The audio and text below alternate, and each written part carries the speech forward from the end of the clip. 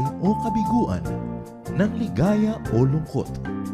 Kaya marapat lamang na tanggapin si Jesus bilang tagapagligtas at Panginoon. At matapos yun ay panariwain ang katapatan at paglapit sa Kanya bawat araw o day by day. Ang day by day ay naglalayong umalalay sa pang-araw-araw na pamumuhay. Narito po si Kuya Ed Lapis sa mensaheng pinamagatang Instead of Love.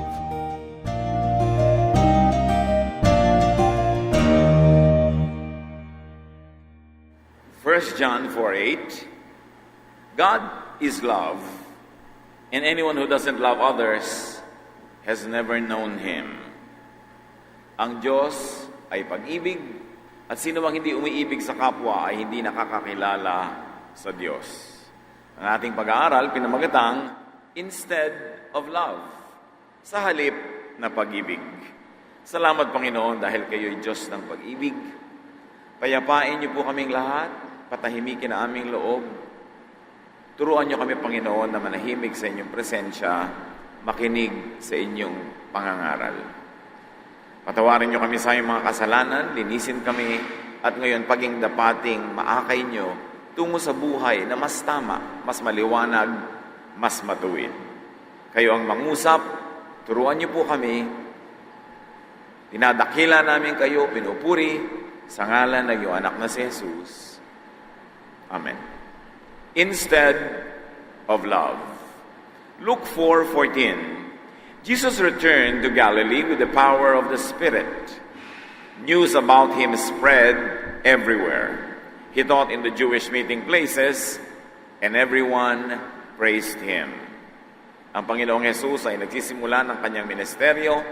He was Spirit-led and Spirit-empowered, and everyone was pleased. Nagsisimula ang kanyang public ministry, pangangaral at pagtuturo, mahalagang bahagi ng kanyang ministeryo sa lupa. Verse 16 and 17, Jesus went back to Nazareth, where he had been brought up, and as usual, he went to the meeting place on the Sabbath. When he stood up to read from the scriptures, he was given the book of Isaiah, the prophet. Pag-uwi ni Jesus sa kanyang bayan na nilakihan, Nazareth, ay agad-agad siyang tumuloy sa bahay dalanginan, sa bahay pulungan para sa mga panalangin, sa sinagoga, at binigyan siya ng mababasa mula sa book ni Isaiah. Kaugalian ng mga Hudyo noon na magkita-kita tuwing Sabbath, at merong magbabasa ng scripture at magpapaliwanag dito matapos ito ibasahin. So it was the Sabbath, supposed to be a holy day. It was supposed to be a holy book. Scripture was read, and the prophecy was read. It was supposed to be a holy activity. Dapat punong-puno ng kabanalan yung araw na yon, mga gawain at isipin, dahil Sabbath, binabasa ang mga kasulatan, at ngayon ang mga propesiya ang siyang pagtutuunan ng pansin. He opened it and read, "The Lord's Spirit has come to me because He has chosen me to tell the good news to the poor." Tamang-tama na ang binasa ng Panginoon ay tungkol sa kanyang sarili. Nang sinasabi, ako ang pinili ng Diyos, ng Panginoon, para siyang magbalita ng mabuting balita sa mga dukha, sa mga kapuspalad. So, the lesson for the day was the good news. And then the Lord continued, "The Lord has sent me to announce freedom for prisoners, to give sight to the blind, to free everyone who suffers, and to say, this is the year the Lord has chosen." Sa pagpapatuloy ng Panginoon sa kanyang binabasa, tungkol sa kanyang sarili na nasa propesiya, ay sinabi niya na ako ang pinili upang mag-anunsyo ng kalayaan ng mga bilanggo, ng paningin sa mga bulag, at kalayaan at pagpapalaya sa lahat ng mga nagdurusa. Sabi, ito na ang panahon ng pagpapala. So the message was about freedom, sight, favor from God, prophecy about the Savior. Verse 20, Jesus closed the book, then handed it back to the man in charge and sat down. Everyone in the meeting place looked straight at Jesus. Matapos basahin ni Jesus at kanyang isinara, binulumbon ang nakabulumbong kasulatan, ang lahat ng matay nakapako sa kanya at nag-aabang kung ano ang kanyang paliwanag sa kanyang mga binasa. So everyone was attentive and expectant. Then Jesus said to them, "What you have just heard me read has come true today." All the people started talking about Jesus and were amazed at the wonderful things he said. They kept on asking, "Isn't he Joseph's son?" Napakalaki ng statement na binitawan ni Jesus matapos niyang bulong-bunin ang kasulatan. Hindi naman mga libro yun nun mga nakaroll yung mga papel. Sabi niya, ang karirinig nyo lang na binasa ko, ngayon ding araw na ito ay natupad na. Sa makatuwid, natupad na dumating na ang pinili ng Ama sa Langit upang maging tagapagligtas, upang magdala ng magandang balita sa mga dukha, magpalaya sa mga bilanggo, at dumating na ang simula ng panahon ng pagpapala. The time of the gospel, the good news has come. At manghang-mangha ang mga nakinig. There was excitement, amazement, wonder. Verse 23 and so on. Jesus answered, "You will certainly want to tell me this saying, 'Doctor, first make yourself well.' You will tell me to do the same things here in my own hometown that you heard I did in Capernaum. But you can be sure that no prophets are liked by the people of their own hometown."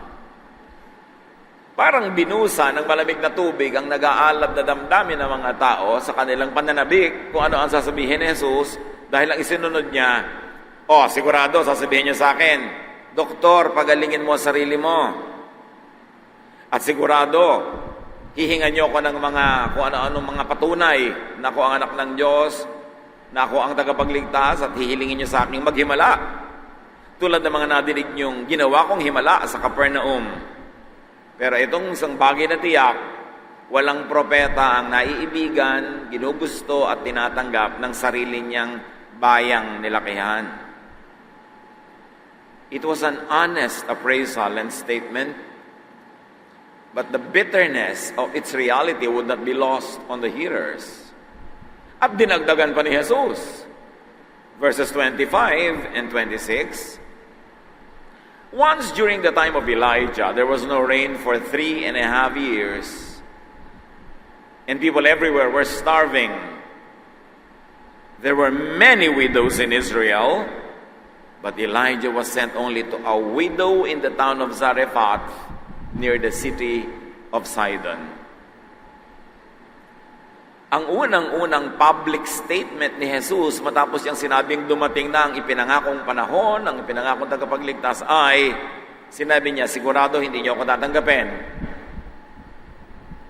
At sabi niya, alam niyo ba, nung panahon ng propetang si Elias, 3.5 taon na walang ulan, nagkaroon ng tagtuyot, taggutom.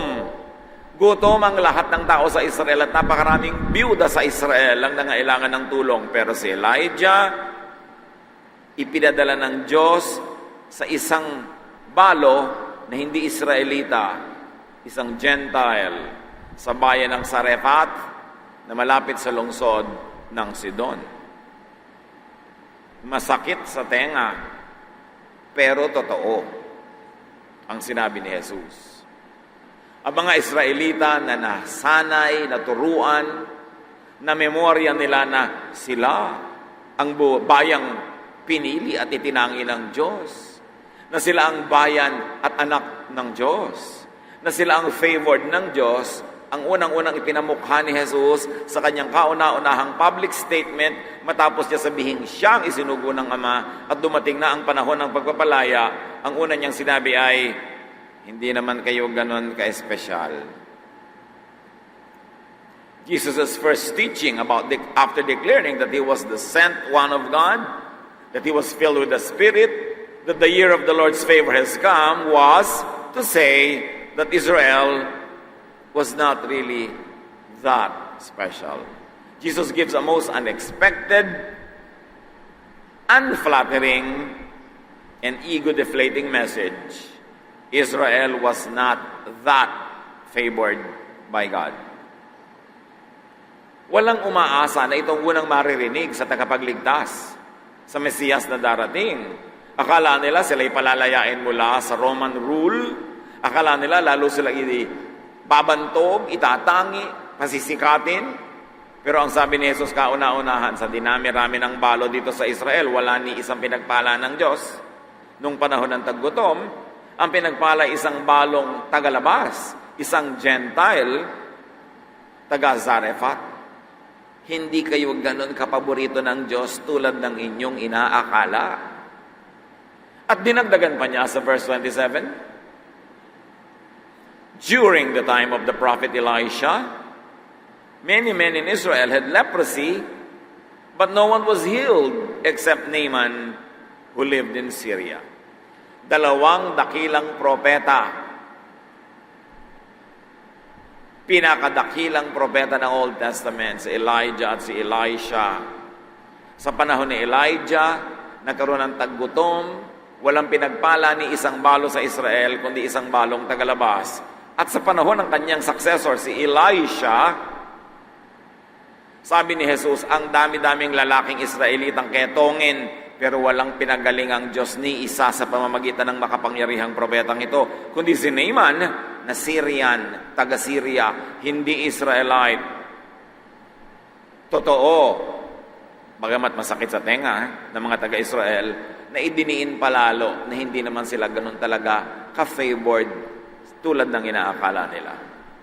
Another example, another proof, another challenge to Israel's favored status.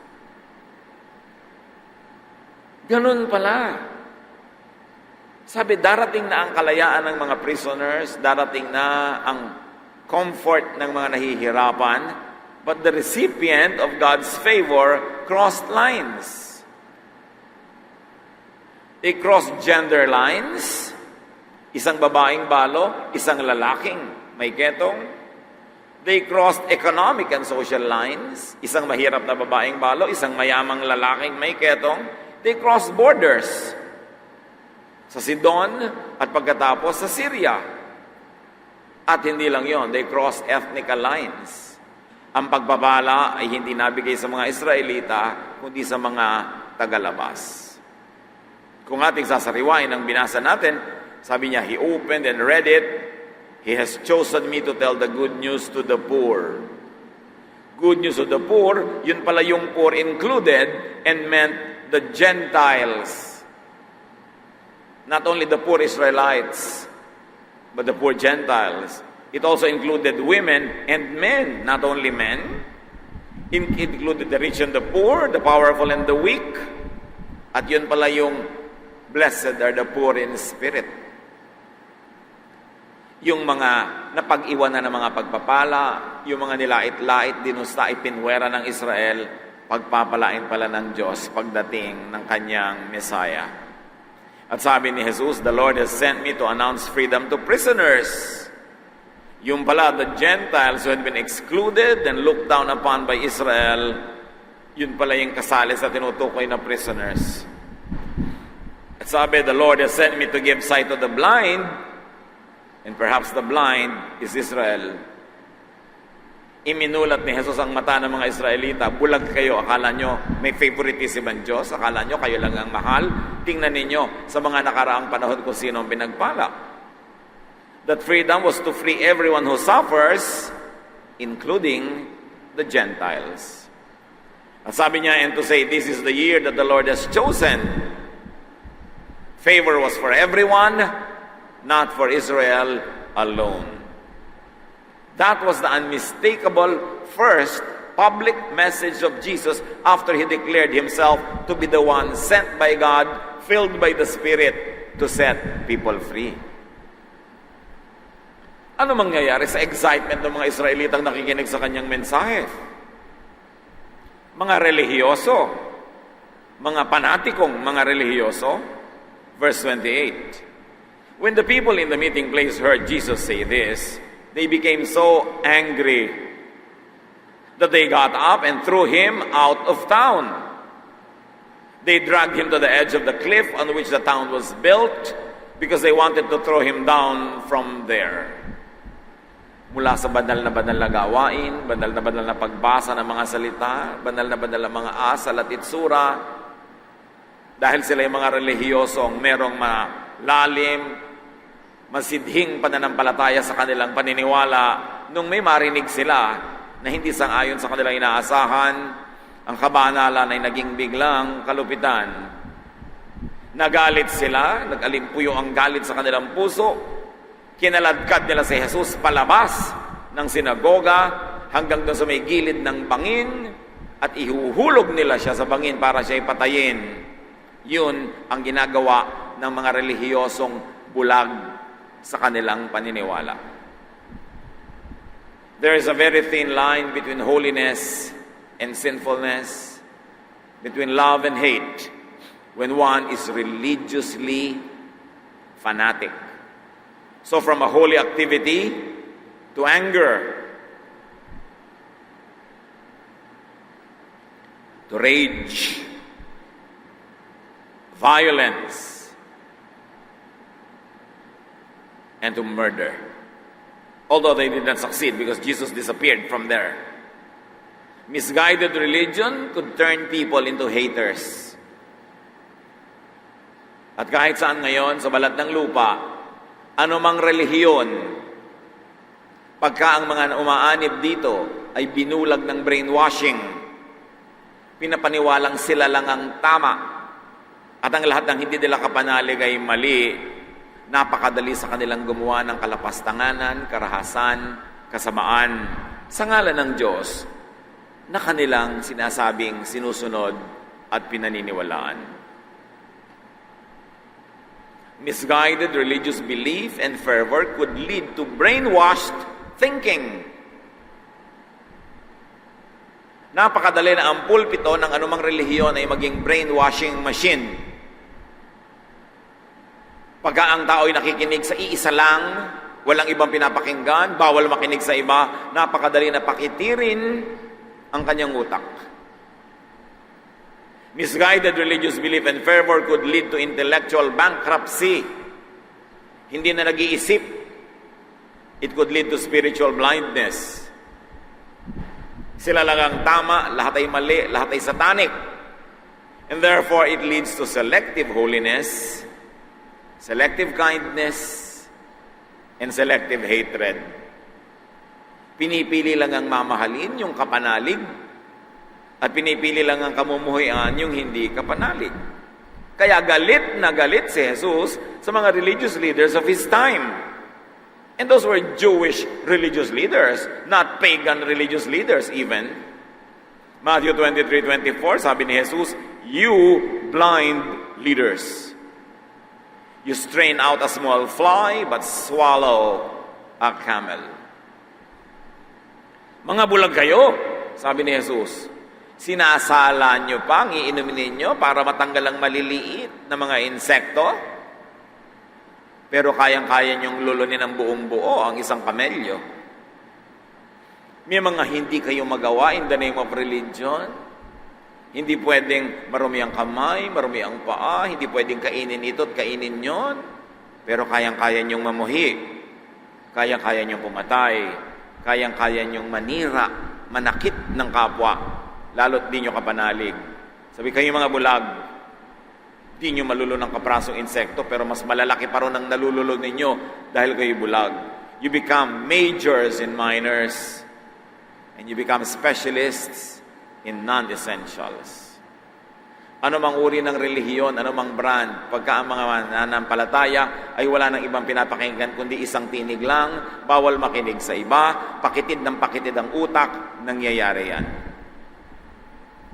May mga Kristiyano pa na nabalita na sa takot ng babahiran ng sanlibutan ng kanilang mga anak, at ito yung nangyari sa Amerika, ay pinag-homeschooling na lang. Sila na lang yung teacher, wala nang iba. E di lumit ang utak ng mga bata. Kasi kinukulong nila, pinaparusahan sa ngalan ng Diyos. Napakaraming pagkakamali na pwedeng gawin ng tao sa ngalan ng relihiyon. At ang kasaysayan ng lahat ng kabihasnan ay punong-puno ng mga religious wars. Wars of hatred, wars of violence in the name of God. Alam natin na may nangyayaring pagbabaluktot doon dahil ang Diyos ay hindi makakapayag sa ganong mga uri ng karahasan. Intense religiosity could blind people.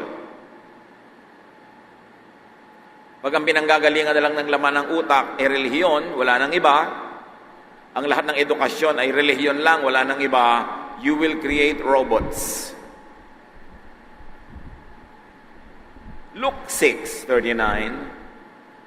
Jesus said, "Can one blind person lead another blind person?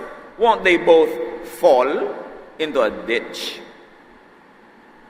Ano nga naman ang mangyayari kung ang bulag ay siyang aakay sa kapwa bulag? Kapwa lang sila mabubulid, mahuhulog.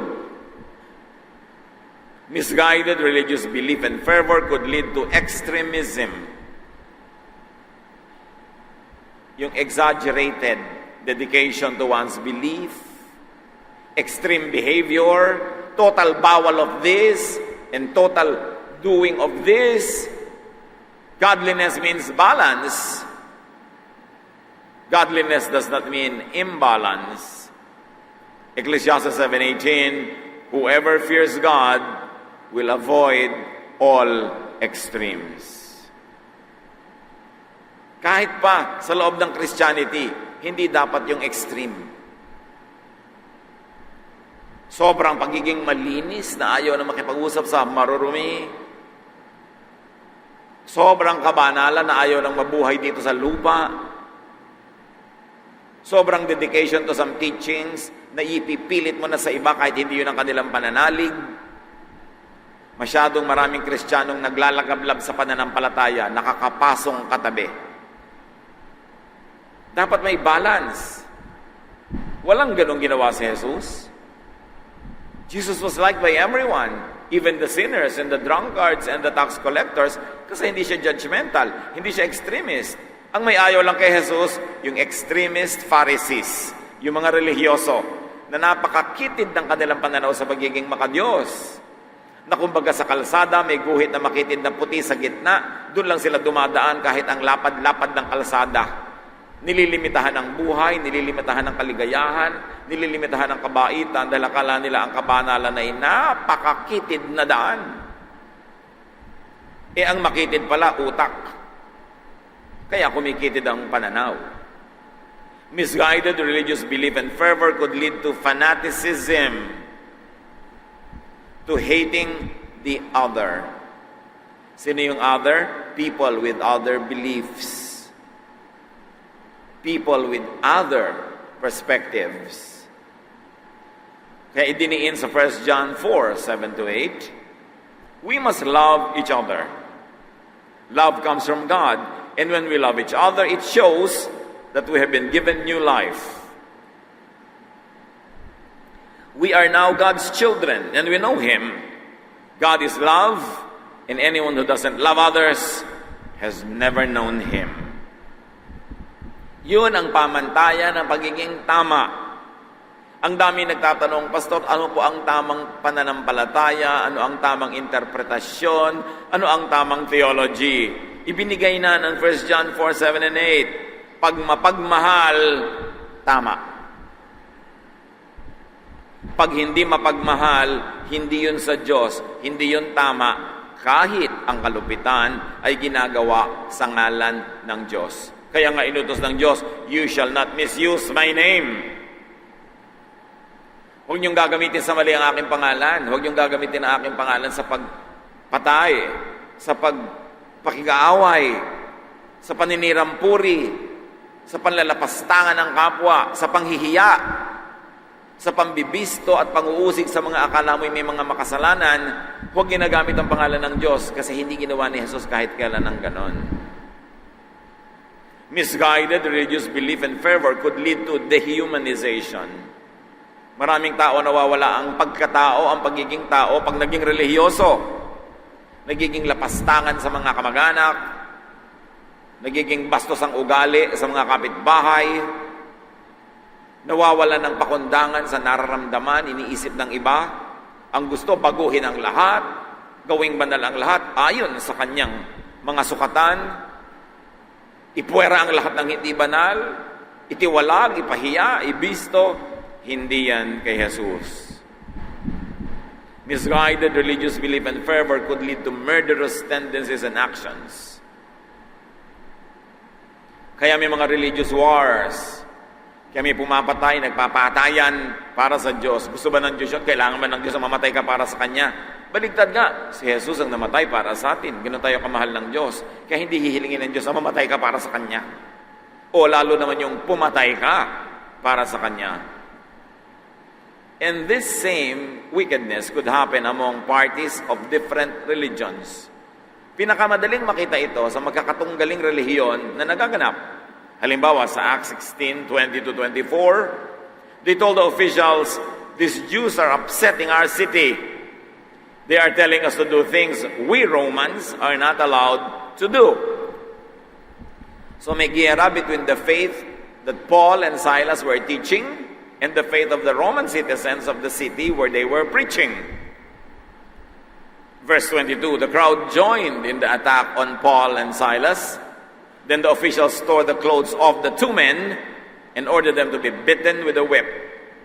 After they had been badly beaten, they were put in jail, and the jailer was told to guard them carefully. The jailer did as he was told. He put them deep inside the jail and chained their feet to heavy blocks of wood. Nangangaral itong si Pablo at si Silas. Hindi nagustuhan ng mga nakikinig na taga-ibang relihiyon ang ipinapangaral. Sila'y binugbog, ikinulong, pinahirapan. Hindi pa sapat na huwag mo pakinggan yung itinuturo na ayaw mo, tanggihan ng isip mo ang sinasabi niya. No, kailangan talaga silang saktan, kailangan silang ikulong, kailangan silang pahirapan. This was Roman religiosity versus Christian teaching. Magkaibang relihiyon. Pero hindi lang sa magkakaibang relihiyon nangyayari yan. Kahit sa iba't ibang sekta ng parehong relihiyon. Acts 14:19, some Jewish leaders from Antioch and Iconium came and turned the crowds against Paul. They hit him with stones and dragged him out of the city, thinking he was dead. Pare-parehong Hudyo, pare-parehong bayan, pare-parehong lahi. Yung mga Hudyo sa Antioquia at sa Iconium, anong ginawa nila? Pinagbabato si Paul at nung akala nila ipatay na, kinaladkad palabas ng lungsod at iniwan doon.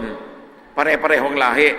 At supposedly, up to that time, pare-parehong relihiyon, pare-pareho pa lang silang Jewish, nagsisimula pa lang luminaw kay Paul kung anong ibig sabihin na maging Christian apart from the Jewish traditions.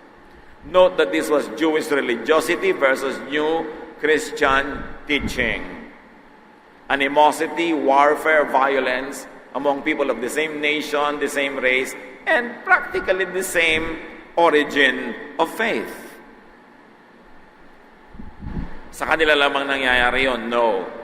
Religious violence happens also, although in less violent forms. Less violent fanaticism within a general, identical, or similar religion could present itself as strong or extreme sectarianism. Hindi lang Roman religion versus Christian religion, hindi lang Jews versus Jewish Christians, nangyayari rin Christians against Christians na iba-ibang sekta.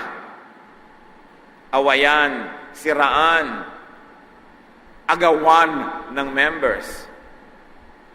It happens in forms of sectarianism, of congregationalism, or doctrinism. Pare-parehong mananampalataya pero magkakaiba ng doktrina sa tribulation, post, pre, or mid. Pare-parehong Kristiyano pero iba-iba ng doktrina sa baptism, immersion, or wisik, or buhos. Pare-parehong Kristiyano pero hindi nagkakasundo sa tugtog. Dapat ba tahimik o mabilis? This means hating, fighting, destroying people of the same religion who have variant takes on doctrine under the same God. Christian versus Christian, halimbawa, like Paul and Peter. Magkagalit yung dalawang yan sa maraming issue. Kaya nung minsan sa harap ng lahat, hiniya ni Pablo si Pedro at ipinagmalaki pa niya. Galatians 2:11. When Peter came to Antioch, Paul says, I told him face to face that he was wrong in front of everybody. Anong awayan dyan? Grace-based versus law and works-based Christian teachings. Ang bangayan ni Pablo at ni Pedro ay tungkol sa nawawala ba ang kaligtasan o hindi? Grace lang ba talaga o works? Law ba o grace? Yan ang pinag-aawayan nila. Hindi bago ang usaping ito nung paman. Kahit pareho na ngang Christian. Ano ang dapat nating isipin tungkol sa lahat ng mga bagay na ito, mga kapatid? Lalong-lalo, napakarami nating nababalita ang mga gulo sa paligid dahil sa relihiyon. Religious extremism, no matter of or by what religion, cannot be from God. Especially when it is rude, unkind, cruel, violent, or murderous. Nabulag ang mga taong namamatay, nagpapakamatay para sa Diyos. Hindi kailangan yun ng Diyos. God does not need dead sacrifices. God wants us to be living sacrifices. Testimonies to His goodness. Religious unkindness and violence is not committed only by followers of religion against followers of another religion. Hindi lang religion kontra religion yan. As we look deep into Christianity, many Christians are in this zealous sectarianism. Labanan, tribalist congregationalism. Many Christians are into dogmatic doctrinism. Ang paniniwala ko ay kaisa-isang tama sa mundo, lahat ay mali. Many Christians are into petrified conservatism. Pangmuseo na ang kanilang mga ugali at asal. Kinokopya nila yung mga asal sa Biblia ang 2,000 or 3,000 years old. At meron din mga Christians na nasa irreverent modernism. Wala silang pakialam at paggalang sa mga conservative. Sinasagasaan nila ng lahat ng kanilang modernist thoughts and ideas. They also harm, hurt, or demolish one another. Masakit. Pero ang pinakamalalim na sugat na nadadama ng isang mananampalataya ay galing sa kapwa mananampalataya na mayroong ibang interpretation. Kaya walang ginagawa yung mga Kristiyano kundi magpintasan na magpintasan, magsiraan na magsiraan. Oras na naging mabunga ang gawain mo, kakalkalin ang buhay mo, hahanapan ka ng baho para masira ka at para walang maniwala sa iyo. At may papaniwalaan ka uli, gagawin na naman nila yun hanggang wala na tayong mapaniwalaan, wala na tayong masundan. Lahat ng masasamang asal lumalabas sa mga Kristiyano sa ngalan ng Diyos. Pag may nabalitaan nagkakasala, nagkakamali, pag-uusapan, lalapain, at kahit naglilingkod ka sa church ng 10, 20, 30 years, binabalitaan ang kasalanan mo, ipupulpito ka, ibibisto ka, ipapahiya ka, beyond repair. Mabuti pa yung mga rebelde, pag nasusugatan ng mga kasamahan nila, binubuhat at itinatakbo ang mga Kristiyano, sila-sila ang naglalapaan. At kawawa ka, no matter how much you serve, no matter how good you are, oras na nadapa ka, yuyurakan ka ng mga kapwa mo Kristiyano. Anong uri ng espiritu yon? Yun ang dapat mawala. Napakadali sa ating sabihin ang sama-sama ng ibang relihiyon. Bakit sila ganon? Nangyayari yon kahit sa mga Kristiyano. Kahit sa malupit o less cruel ways, the ugly head of Satan rears itself even in the hearts of church people. At ang isang dahilan dito, very limited, very biased, brainwashing instruction. Babawalan ka makinig sa ganong teacher, sa ganong preacher, bawal makinig ng ganitong tugtog, bawal makinig ng ganong ganito at ganyan. Dahil gusto ng teacher, boses lang niya ang sumaksak sa loob ng tenga mo forever. Para lahat ng hate niya, hate mo rin. Lahat ng ayaw niya, ayaw mo rin. Gagawin kanyang robot. Ang kailangan lang niya ang iyong katawan, pero yung utak mo, titirahan niya. Doon siya titira sa utak mo para kagawing robot. Don't ever go after this kind of religiosity. religious instruction and practice, when devoid of liberal education, of secular practicality, when it is devoid of democratic discourse, when it is without personal liberties, and when it shuns internal criticism, when it is no balance, and when it is dogmatic and ultra-conservative, could only produce religious zealots, fanatics, armies, and religious wars. Pag ang espiritualidad ay walang balanse, walang feeding from others, walang ibang punto de vistang naririnig, ang malilikha ay mga bulag na tagasunod at gagawin silang mga kawal sa walang katapusang digmaan ng mga relihiyon. Religious people turn spirituality into warfare. Meanwhile, Jesus taught love and peace. But many Christians after Jesus, within the church, promoted militant and aggressive warfare. Matapos si Jesus ay umakyat sa langit, ang mga naiwan niya mga disipulo ay umimbento na naman ang sari-saring mga katuruan na ngayon, pati ang pagdarasal, warfare. Pati ang mga prayer people, prayer warriors. Really? Talagang kailangan laging war? We are always conditioned to be warlike, to be violent. Laging yurakan ang kaaway. At pag naisip mong si Satanas ay nandito sa katapatid mo, yurakan mo ng yurakan. Walang iniwan sa mga nagpapalaya sa mga mangkukulam nung araw na hinahagupit yung katawan ng tao dahil may nakatira daw sa mga espiritu. This is so backward. Tanggalin dapat yung warlike attitude. Ang itinuro ni Jesus ay peace, love. Although admittedly, ang itinuro ng marami niyang tagasunod later ay war again. So dapat suriin, maging ang itinuro ng mga after Jesus, ang mga itinuro ng church, ang 2,000 taon ng church history na maraming inimbentong kaugaliang hindi bagay at hindi galing kay Jesus. Dapat tayong manuri, huwag lulunang lulon. Instead of love, religious extremism could spur anger and hatred, unkindness and cruelty, murder and war. Kaya maraming religious warfare among religions and within the same religion, among sects and congregations, dahil brainwashed ang mga relihiyoso. Akala nila ay kinalulugod ng Diyos na maging malupit sila sa ikinoconsider nilang makasalanan. At sila ay binubulag, pinapapaniwala sa mga napakaraming gantimpala sa kabilang buhay sa bawat isang mananakit at papatay ng iba ang pananalig. Anong uri ng Diyos ang magbibigay ng gantimpala sa iyo kung marami kang pinatay? Pero maraming naniniwala sa ganon. Kaya mga iba nagsasacrifice, pinapahirapan pati sarili, pati anak, pati asawa para makakuha ng gantimpala sa langit. Huwag kayong mag-isip ng gantimpala sa langit. Ang una niyong atupagin, ayusin ang buhay dito sa lupa. To promote peace, productivity, harmony, and love. At kung gusto ka ng Diyos na dalhin ka na sa langit, doon ka na kukunin. Pero habang nandito ka, ibig sabihin gusto pa ng Diyos, nandito ka at tupagin mo ang buhay mo dito. Ayusin.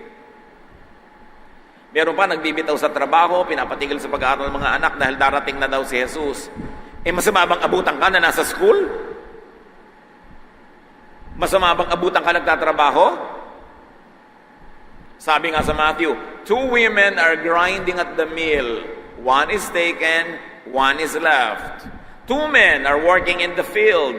One is taken and one is left. Ibig sabihin, pagdating ni Jesus, aabutan ka nagtatrabaho, hindi mo kailangan mag-resign. Hindi mo kailangang isuspend ang buhay mo, itigil lang yung kaligayahan dahil darating si Jesus. Masama bang abutan ka na maligaya sa buhay? Sabi niya, I came that you might have life and have it abundantly. Masama bang abutan kang restful? Kailangan man lagi kang at war? Sabi niya, come to me all of you who are tired and heavy laden and I'll give you peace, I'll give you rest. Be spiritual, but intelligent and practical too. Pag ang tao naging spiritual, hindi kailangan maging bobo. Hindi kailangan itapon ng karunungan. Hindi kailangan maging hangal. Do not equate godliness with stupidity and foolishness. The people of God are to be intelligent because it is God who gives us our brain, our reason. And it is our reasoning that differentiates us from beasts. But if religiosity will turn you into a beast, doubt your faith. 1 Corinthians 14:15, what should I do then? Sabi ni Paul, I will pray with my spirit, but I will pray with my mind also. I will sing praise with my spirit, but I will sing praise with the mind also. Anong tinutukoy niya dito? Hindi ko mo nananalig ka sa Diyos, hindi ka na mag-iisip. Hindi ka puro, I'm led by the Spirit, I'm led by the Spirit. Kumisang guni-guni mo lang yun. Akala mo Spirit. Mananaginip ka, babangungutin ka dahil hindi ka naligo. Akala mo kinausap ka ng Diyos. Ang dami-dami nagpapakahangal pag naging relihiyoso. Kaya sabi ni Paul, alam nyo, sige, I will pray in the Spirit. Gusto yung mag-pray tayo in the Spirit. Pero I will also pray with my mind. Gagamitin ko rin ang utak ko. Pagka ang sinasabi sa akin ng spirit ko o ng spirit mo ay napaka-impractical, unkind, ungodly, mag-iisip ako. Sabi niya, I will sing praise with the spirit, but I will also praise with my mind. Ibig sabihin, hindi ako gagawa ng mga bagay na hindi nauunawa, hindi nasasakyan ng utak ko. Kailangan naiintindihan ko rin. Kailangan sumasang-ayon din sa aking pangangatwiran. Hindi lang dahil spirit-led, kahit kabalbalan na gagawin pa. Kailangan balanse. Think, be reasonable, be balanced in thinking. Test teachings and teachers. Ang mga tulay na alagad ng Diyos, hindi sila matatakot na suriin mo yung teaching. Hindi nila sisigaw na dogmatic. Dapat pag sinabi ko, yun na. Yun ang may mga itinatago. The deception of Satan does not want to be tested, does not want to be contested, does not want to be shed light on. But truth will always prevail. It needs no apologists. Kailangan ng tao na nunuri. Hindi ko mo sinabi ng religious leader, bulag na bulag mong susundin. Kailangan mag-isip ka, kasi Diyos ang may bigay ng utak. So beware of spiritual and heavenly rewards for zealotry, for fanaticism and narrow-mindedness. 1 John 4:1. Don't believe everyone who claims to have the Spirit of God. Test them all to find out if they really do come from God. Many false prophets have already gone out into the world. Where will you find false prophets? Some of them outside the church, but most of them in the church. Dahil saan ba sila may gustong dayain? Dito sa mga relihiyoso. Kaya kahit sa church, lalo bago kayo, hindi ko may katabi kayo dyan, dasal ng dasal, papautangin nyo na. Hindi ko may meron kayong kasama sa inyong Bible study group, biglang pagtitiwalaan mo na, makikipag-partner ka na sa negosyo, tapos mabawa 1, 2, 3 ka, sasabihin mo sa pastor, bakit po yung isang brother dinaya ako? Ba't ka nagpadaya? The wolves will be among sheep. Ang mga huwad ay hahalo sa mga totoo. Kaya kahit ka mapagtiwala, mapayapa, maibigin, may part of you that will always test the Spirit. There is a part of you that will always use your intellect. Huwag kang padaya. Maraming gustong manggancho, mang 1, 2, 3, sumasali sa church. They immerse themselves in ministry. They ingratiate themselves, nagpapa-cute, nagpapa-pogi points. Mga 1, 2 taon na nagpapadama, sing lingkod ng lingkod, attend ng attend, para sa isang attack na pinaghahandaan nila. So mag-ingat-ingat kayo. Be innocent as doves, sabi ni Jesus, but be wise as serpents. Hindi ko man naging relihiyoso ka, tinapon mo yung utak mo. Kailangan nanunuri. And avoid and reject extremes and extremism. Hindi lang yung pagpatay ang extremism. Yung sister, 40 days tayo mag-fast, gayahin natin si Jesus. Extremism na yata yan, ha? Baka ang kasunod niya, crucifixion, mag-isa ka na lang. Tama na sa akin yung 1 or 2 days, gusto mong 40, mag-isa ka dyan. Pero alam mo, meron akong vision from God na ganitong gagawin natin. Ikaw ang tutulong sa akin. Ako pala papatulungin ng Diyos, ba't hindi ibinigay sa akin ng vision? Sa'yo lang. Hayaan mo, aantayin kong ibigay din sa akin ng Diyos yung vision bago ako pauto sa'yo. May vision ka pala, idadamay mo ako. Kung gusto ako ng Diyos madamay sa vision na yan, like Joseph, papatulugin niya ako at siya mismo ang magbibigay sa akin ng guidance through the dream. Hindi sa pagnanag mo, kate-text mo, hindi sa mga private message mo. Diyos dapat na magsabi sa akin, hindi ikaw. Huwag kayo nagpapadaya sa mga ganyan. Kaya marami mga Kristiyano, mga bigo, duguan, nagtatampo pa sa Diyos. Kasi itinapon ng utak nung pumasok sa church. No! Pagpapasok kayo sa church, lalo kayo magsuot ng magandang utak. Because the truth of God will be more appreciated by the intelligent and the discerning. Ecclesiastes 7:18, whoever fears God will avoid all extremes. So apply the best and the highest test, love. Pag may ipinapagawa sa'yo, ang tanong mo agad, loving ba yan? John 30:35, by this everyone will know that you are my disciples if you love one another. May mga minority sa church, sa country, may mga iba ang pananalig, may mga iba ang behavior. Papatayin mo dahil iba sila, loving ba yan? No matter how holy you look, if it's not loving, it is not from God. Hindi na kailangan ng theology para makuha yan. Hindi na kailangan i-memorize yan. Pag hindi loving, hindi sa Diyos. Although hindi lahat ng mukhang loving galing na sa Diyos. Siyempre, may fake din. Pero pag hindi loving, hindi sa Diyos. Pero hindi lahat ng mukhang loving sa Diyos na nga, itest pa rin. 1 John 4:8, God is love, and anyone who doesn't love others has never known Him.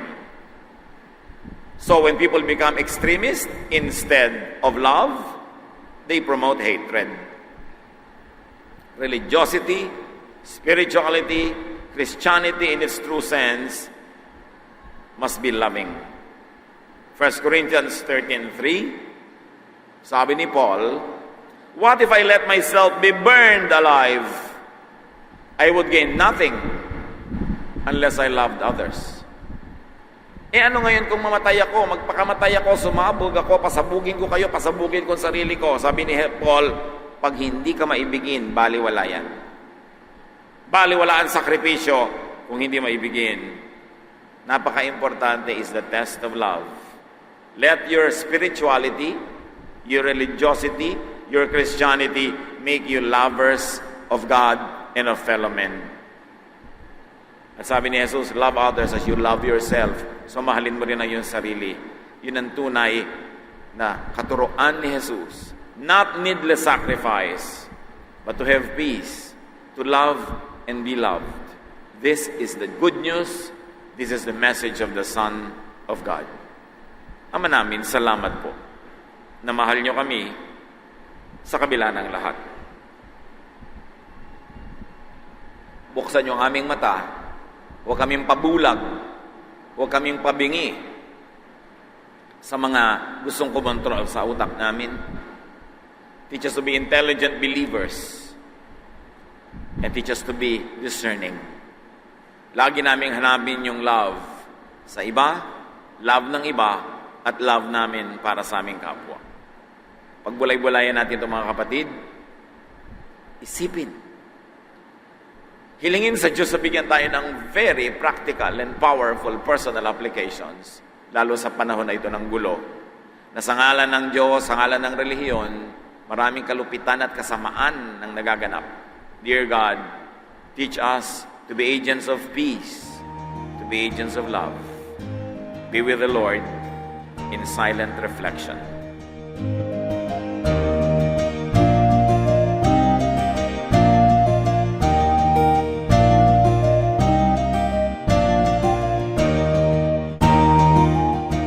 Ang katatapos pong mensahe ni Kuya Ed Lapis ay pinamagatang Instead of Love.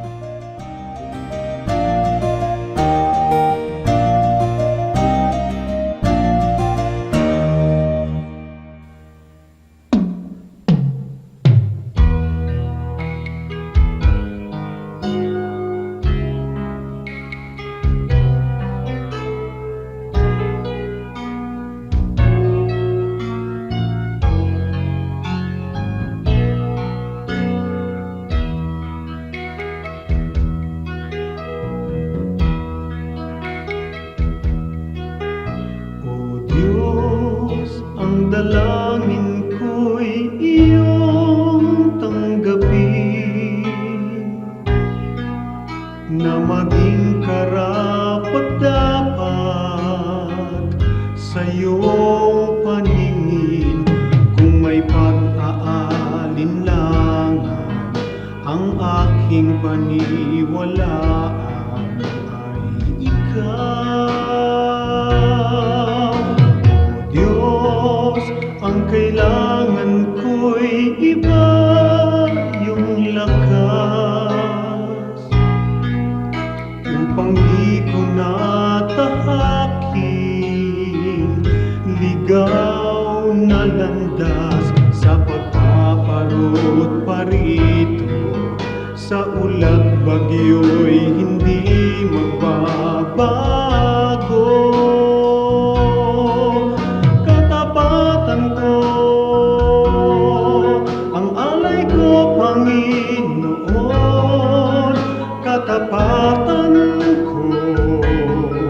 sa'yo'y panghabang panahon. Kahit minsan na tiwala ko'y di kukupas, katapatan ko panatiliin mong wagas.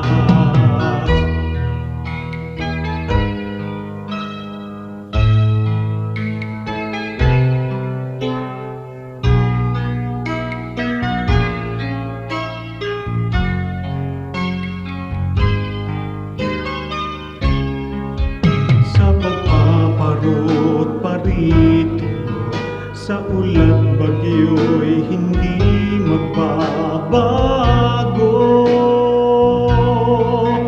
Katapatan ko, ang alay ko, Panginoon. Katapatan ko sa'yo'y panghabang panahon. Kahit minsan na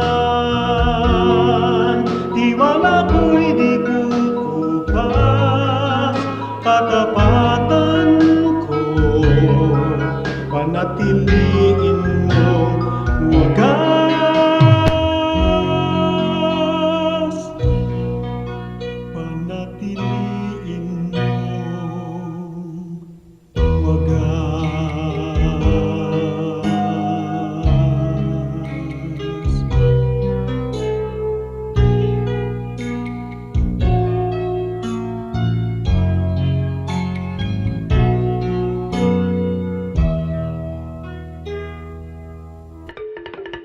Dumako po tayo sa mga hiyas ng bayan, mga kayamanan po ng ating lahi, ng ating lipi, na maaari nating pagyamanin, kilalanin at itampok. At ito po ay atin ding ipamana sa mga darating pang henerasyon. Ang atin po ngayong itatampok na hiyas ng bayan ay ating mga kasabihan. Marami po tayong magagandang mga kasabihan. At bakit po kayamanan ng bayan ang mga kasabihan?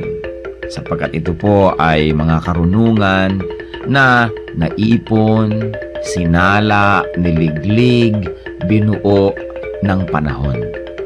Sa tagal ng ating mga karanasan bilang isang bayan, bilang mga mamamayan, bilang tao. ang ating po mga ninuno ay nakabuo ng mga salawikain na nakabase sa mga mahahaba, matatagal at malalalim na mga karanasan. Kaya dapat lamang namang pahalagahan ng mga kasabihang ito sapagkat hindi naman tayo basta-basta makakaimbento ng kasabihan sa loob ng isang araw o isang linggong karanasan. Kailangan po ang mahabang pag-oobserba sa buhay, pagdidili-dili, at pagkatapos po ay pagbubukas ng isip. Ang atin pong kasabihan na itatampok sa araw na ito ay galing sa Katagalugan, ang kahoy na likot baluktot, hutukin hanggang malambot. Kung lumaki at tumayog, mahirap na ang paghutok. Talaga nga naman po, tamang-tama. At ito po ay galing sa UP Cultural Dictionary for Filipinos ni Thelma B. Quintanar at mga kasama. Uulitin ko po ang kasabihang ito. Ang kahoy na likot baluktot, hutukin hanggang malambot. Kung lumaki at tumayog, mahirap na ang paghutok. At siyempre, ito po ay hindi naman talaga tungkol sa mga kahoy ang pinag-uusapan. Bagamat napakaganda po nung nakikita natin dito na imagery, yung kahoy nga naman na puno habang maliit pa lang at malambot pa ang mga sanga at malambot pa ang katawan at medyo likuyan o baluktot o kung saan-saan pumupunta kayang-kaya pa nating hutukin, lagyan ng suhay at iurong dito o kaya ay patigasin sa ganong patungong direksyon. Subalit kung yan ay malaking-malaki na at punong-puno na, hindi na natin yan pwedeng maiba dahil matigas na at mataas na, baka hindi pa natin maabot. At ito po naman siyempre yung metaphor na ito ay may kinalaman sa pagpapalaki ng mga bata, sa paghubog ng kaisipan, sa paghubog ng mga paniniwala at mga pagpapahalaga. Napakahalaga ang pagtuturo sa bata ng mga konsepto ng tama at mali, ng maganda at ng mga hindi maganda, habang ang tao ay bata pa, habang ang kanyang isip ay mura pa, at habang siya ay masunurin pa, habang siya ay dependent pa at umaasa pa sa kanyang mga magulang o sa mga matatanda, habang siya ay teachable and impressionable, ay kailangan na dumating tayo sa talagang masusi at seryosong pagtuturo. Napakahalaga na turuan ng mga bata sa tamang panahon. Huwag po nating ipaurong-urong ang pagtuturo sa mga bata. Pag kami mga itinatanong, huwag natin sabihin, bata ka pa, hindi mo pa malalaman yan, saka na, pagtanda mo na. O kaya, ano ba, kabata-bata mo, ang dami mong tanong, malalaman mo rin yan pagtanda mo. Kailangan po maingat tayo sa pagsagot sa mga tanong, ibigay po natin ang mga sagot na tumpak at tama, at itrato natin ang mga bata na parang matanda kung ating kausap, igalang din natin sila, at bigyan natin ng mga tamang paliwanag. Tandaan po natin ang pagbabantay, ang pagtuturo, ang paghuhutok sa mga mumunting mga bata. Yan po ay magkakaroon ng panghabang buhay na epekto sa kanilang buhay. Kaya isa pong mahalaga na paalala rin sa ating mga magulang, bigyan natin ng oras ang ating mga anak, bigyan natin ng panahon na mahutok yan sa tama, sapagkat kapag malaki na, mahirap na po yan na ibahin pa. Kaya ilapit natin sa Panginoon habang maaga, palakihin natin ang may takot sa Diyos, palakihin natin na kasama ay mga mananampalataya, nadidinig ang salita ng Diyos, mga Kristiyanong awitin, at nang sa gayon, ang batang ito ay lumaking nasa tamang direksyon. Sabi rin po yan sa Bible, train up a child in the way he should go, and when he is old, he will not depart from it. Meron po tayong equivalent niyan sa ating pong kultura, sa ating mga kasabihan. At yan po ang hiyas ng ating bayan ngayon, kasabihang, ang kahoy na likot baluktot, hutukin hanggang malambot, kung lumaki at tumayog, mahirap na ang paghutok.